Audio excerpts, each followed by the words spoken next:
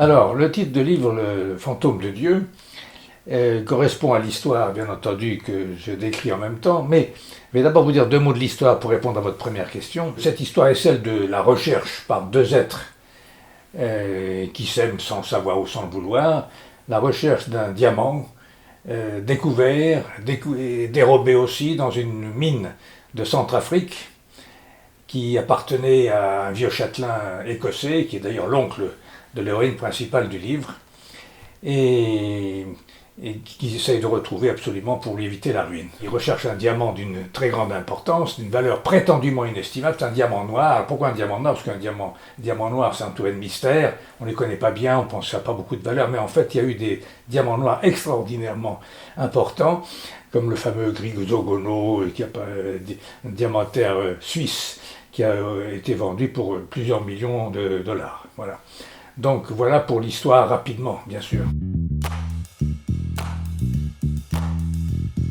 Alors, la Centrafrique, c'est le pays des diamants par excellence, mais en même temps, la Centrafrique, depuis une dizaine d'années, est déchirée par une guerre de religion endémique, malgré l'intervention de la France, malgré l'intervention de l'ONU. Et ça me permettait, en revenant sur l'Afrique, et justement à cause des diamants, ça me permettait de revenir sur ce problème qui est que l'Afrique reste quand même le continent des esprits, des génies, du monde de l'invisible. Donc l'Afrique me permettait de revenir, de glisser du rêve à la croyance, à la religion. Voilà pourquoi ça me convenait parfaitement comme théâtre d'activité.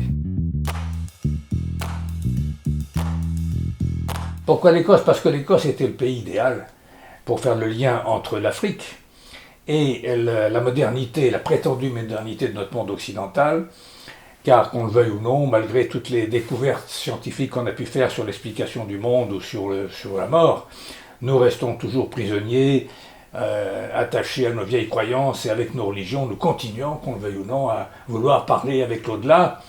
La preuve en est d'ailleurs le dernier livre de Philippe Grimbert, Les morts ne nous aiment plus. Même encore il y a 2 jours, Bayrou à la télévision n'a pas dit que les morts étaient toujours à nos côtés, ils nous assistaient même, voyez. Alors, je termine avec cette histoire d'Écosse. Les fantômes, car attention, qui sont les fantômes? Les fantômes, ce sont des revenants, c'est-à-dire des âmes, des êtres qui ne sont pas morts.